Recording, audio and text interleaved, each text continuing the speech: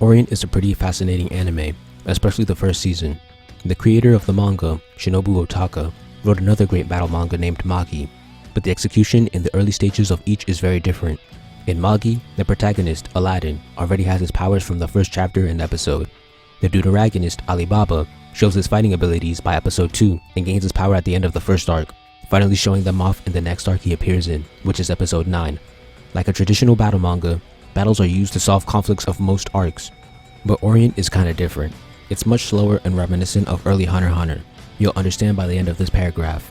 The world of Orient has a magic system and is shown off in episode 2, but the main characters don't have this power yet. The main duo fights with regular weapons instead. The first arc is 3 episodes. The second arc, the Kosameda Bushi arc, is 2 episodes, and it'll be the arc that I focus on later. Here, the main duo still don't get any powers, but they get a third member who does have powers. However, unlike the previous arc, battle is not a major focus in terms of spectacle or conflict resolution.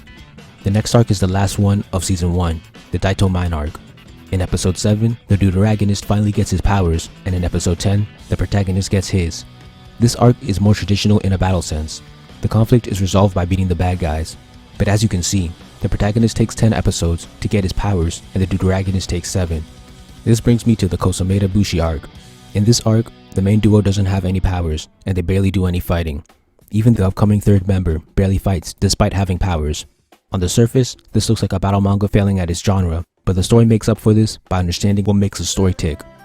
This arc might be a poor battle arc, but it's an amazing arc for broad storytelling, which is more important, and this is because of the themes. This arc puts the tritagonist, Tsugumi, and her positive character arc at the front. Like a great character arc, this one includes the theme into the conception. As I said in my story theory videos, a positive character arc starts with the character believing the anti-theme and switching their beliefs to the theme by the end.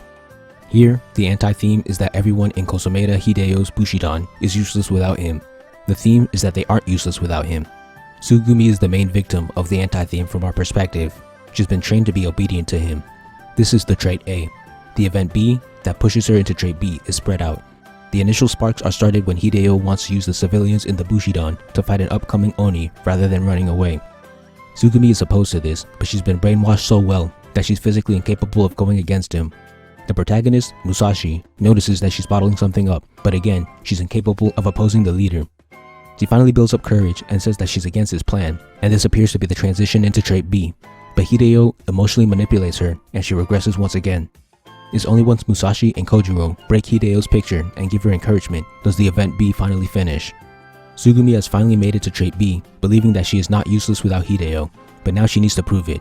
She fights him in a 1v1 as the duo hold off the other soldiers. He tries to brainwash her again, but she's moved to trait B and won't go back. During this fight, what has been hinted up until now is finally confirmed. Tsugumi is afraid of being alone. Disobeying Hideo would mean getting kicked out, and this is part of what allowed her to be brainwashed. This is why Musashi and Kojiro giving her another place to belong was the nail in the coffin for event B. Tsugumi is able to spread her newfound philosophy to the civilians, defeat Hideo, and avoid the Oni. The character arc is executed perfectly and efficiently. Tsugumi vs Hideo was not an impressive battle by any standards, and is the only serious fight in the arc. The first arc also didn't have an impressive battle. So as a battle manga, the first 5 episodes are subpar, but this is because in these early episodes, simply being a good story, developing the characters, setting, and exploring the themes are prioritized over spectacular fights. This understanding of what makes a good story is what keeps the story good until it becomes a full-fledged battle manga. The slow burn into the battle genre is very similar to Hunter x Hunter. In Hunter x Hunter, characters started fighting towards the end of the first arc and only gained powers in the third arc. In conclusion, Orient is able to be a slow burn by understanding that the 4 pillars of story are the most important parts of storytelling. In this case, characters and themes are the pillars that Orient focuses on.